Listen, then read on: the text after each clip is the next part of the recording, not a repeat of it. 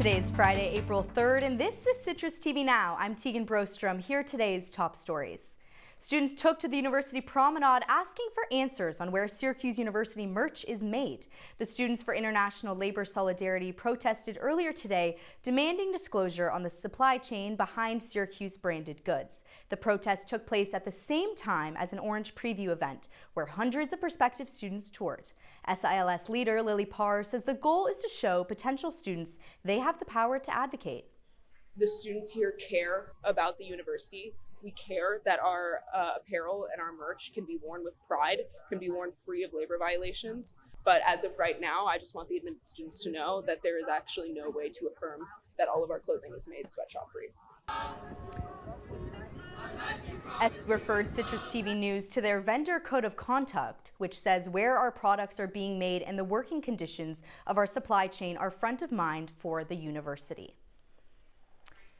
Today is the last day to vote for the Student Government Association elections. The SGA is offering cash rewards up to $1,000 for the top campus organizations that cast the most ballots. The ballots this year include candidates for president, comptroller, and at-large representatives. The polls close tonight at 11:59.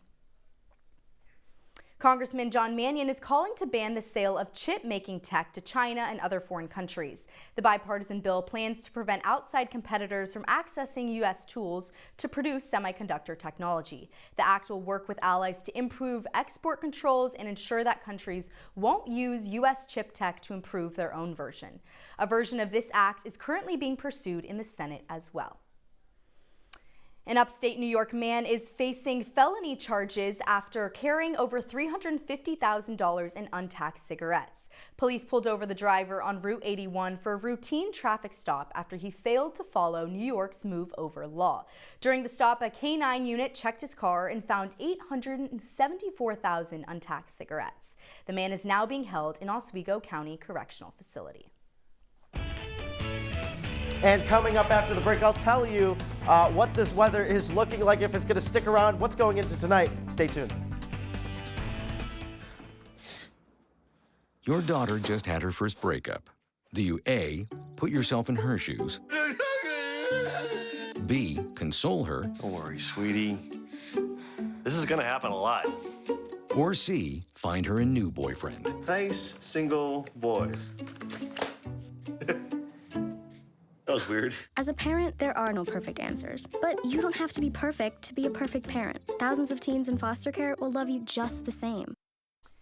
Welcome back into the Citrus TV Now. The Trump administration is seeking $1 trillion for next year's military budget. The request is a 40% increase from what the U.S. spent last fiscal year for the armed forces.